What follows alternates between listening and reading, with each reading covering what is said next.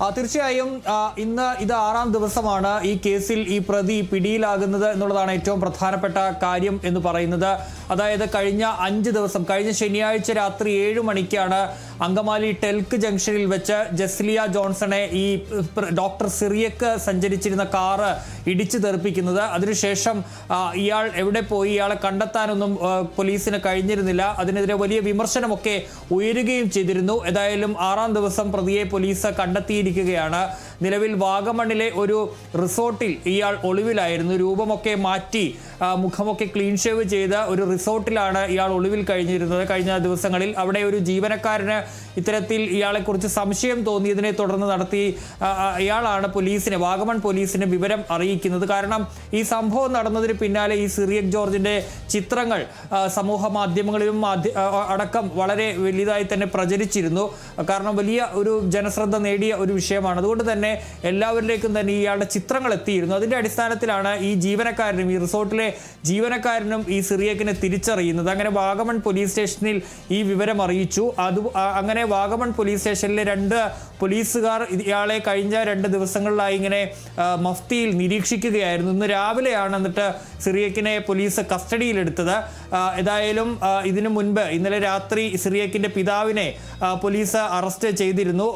Angamaly police സ്റ്റേഷനിലേക്ക് വിളിച്ചു വരുത്തിയ ശേഷമാണ് അറസ്റ്റ് രേഖപ്പെടുത്തിയത്. ഈ സിറിയക് ജോർജിനെ ഒളിവിൽ പോകാൻ സഹായിച്ചത് പിതാവാണ് എന്ന് കണ്ടെത്തിയിരുന്നു. ഇതിന്റെ അടിസ്ഥാനത്തിലാണ് പിതാവിനെതിരെയും പോലീസ് നടപടി സ്വീകരിച്ചത്. ഏതായാലും നമുക്കറിയാവുന്ന പോലെ കഴിഞ്ഞ ശനിയാഴ്ച വൈകുന്നേരം 7 മണിയോടുകൂടിയാണ് ഈ സിറിയക് ജോർജ് സഞ്ചരിച്ച കാറ് ഇടിച്ച് ഈ ജസ്ലിയ എന്ന 19കാരി അങ്കമാലി മോർണിംഗ് സ്റ്റാർ കോളേജിലെ ബിരുദ വിദ്യാർത്ഥിനിയാണ്. ആ പെൺകുട്ടി പാർട്ട് ടൈം ജോലി കഴിഞ്ഞ് മടങ്ങി വരും വഴി ഇടിച്ച് തെറിപ്പിച്ചത്. പിന്നീട് ഈ കാറ് ആരാണ് ഇത് ഓടിച്ചതെന്ന് ആദ്യഘട്ടത്തിൽ വ്യക്തമായിരുന്നില്ല. പിന്നീട് പോലീസ് CCTV അടക്കം പരിശോധിച്ച് നടത്തിയ അന്വേഷണത്തിൽ ഈ കാറ് ഇത്തരത്തിൽ ഈ സിറിയക്കിന്റെ പിതാവിന്റെ പേരിലുള്ള കാറാണെന്നും ഓടിച്ചിരുന്നത് ഈ സിറിയക് ജോർജ് ആണ് എന്നുള്ള കാര്യവും മനസ്സിലായത്. ഇയാൾ MBBS പൂർത്തിയാക്കി ഈ സ്വകാര്യ മെഡിക്കൽ കോളേജിൽ ഹൗസ് സർജനായി ഇപ്പോൾ ജോലി നോക്കിക്കൊണ്ടിരിക്കുകയാണ്, ഡോക്ടറാണ്.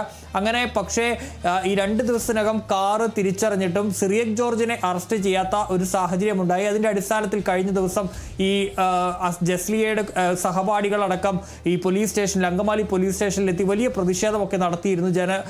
യുവജന സംഘടനകൾ അവിടേക്ക് എത്തി പ്രതിഷേധിച്ചിരുന്നു. അതിനുശേഷമാണ് ഇതിലൊരു ഊർജിതമായ ഒരു അന്വേഷണത്തിലേക്ക് പോലീസ് നീങ്ങിയത് എന്നുള്ള ഒരു കാര്യമുണ്ട്. ഏതായാലും ഇന്നലെ ഇക്കാര്യത്തിൽ ഈ സിറിയക് ജോർജിനായി പോലീസ് ലുക്കൌട്ട് നോട്ടീസ് പുറപ്പെടുവിച്ചിരുന്നു. അതുകൂടാതെ ആലുവ DYSPയുടെ നേതൃത്വത്തിൽ ഒരു പ്രത്യേക സംഘത്തെ കൂടി നിയോഗിച്ച് വിവിധ ഇടങ്ങളിൽ ഇയാൾക്ക് വേണ്ടി തെരച്ചിൽ നടത്തിക്കൊണ്ടിരിക്കുകയായിരുന്നു. ഏതായാലും സിറിയക് ജോർജ് പിടിയിലായിരിക്കുകയാണ്. ഇയാൾക്കെതിരെ ജാമ്യമില്ലാ വകുപ്പുകളാണ് നിലവിൽ ചുമത്തിയിരിക്കുന്നത്. നരഹത്യ കുറ്റമടക്കം ചുമത്തുകയും ചെയ്തിട്ടുണ്ട്. കാരണം ഈ വാഹനം ഇട്ട ശേഷം ആ വാഹനം നിർത്താതെ ഇയാൾ രക്ഷപ്പെടുകയാണ് ചെയ്തത്.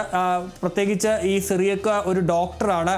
ആ ഒരു ഡോക്ടർ എന്ന നിലയിലുള്ള കടമ പോലും മറന്നുകൊണ്ടാണ് ആ പെൺകുട്ടിയെ അവിടെ നിന്ന് ആശുപത്രിയിൽ എത്തിക്കാൻ പോലും അല്ലെങ്കിൽ ഒന്ന് തയ്യാറാകാതെ അവിടെ നിന്ന് രക്ഷപ്പെട്ടത്. ഈ കാറ് പിന്നീട് ആലപ്പുഴയിൽ നിന്നാണ് കണ്ടെത്തിയത്. അപ്പോഴും സിറിയക്ക് ഈ ആശുപത്രിയിലടക്കം ഈ അപകടം നടന്ന ശേഷം എത്തിയിരുന്ന എന്നുള്ള വിവരങ്ങളും ഉണ്ടായിരുന്നു. അതിനിടയിലാണ് ഈ പോലീസ് ഇയാളെ മനഃപൂർവ്വം അറസ്റ്റ് ചെയ്തില്ല എന്നുള്ള ഒരു ആക്ഷേപം കുടുംബമടക്കം ഉന്നയിച്ചത്. ഇന്നലെ കുടുംബം വളരെ വൈകാരികമായി മാധ്യമങ്ങൾക്ക് മുന്നിലേക്ക് എത്തിയിരുന്നു. ഇതെന്താ, പൈസ ഉള്ളത് കൊണ്ട് അവർക്ക് അവരെ നിയമത്തിന് മുന്നിലേക്ക് കൊണ്ടുവരില്ലേ, അവരെ പിടികൂടാൻ എന്തുകൊണ്ട് സാധിക്കില്ല, പാവപ്പെട്ടവരുടെ സ്വപ്നങ്ങൾക്ക് ഇവിടെ വിലയില്ല, അല്ലെങ്കിൽ അവരുടെ ജീവന് വിലയില്ല എന്നൊക്കെ ഇന്നലെ ജസ്ലിയയുടെ കുടുംബം ചോദിക്കുന്നതൊക്കെ നമ്മൾ കേട്ടതാണ്. ഏതായാലും ആ വലിയ പ്രതിഷേധങ്ങൾക്ക് ഒടുവിൽ ഇപ്പോൾ ഈ പ്രതി പിടിയിലായിരിക്കുകയാണ്.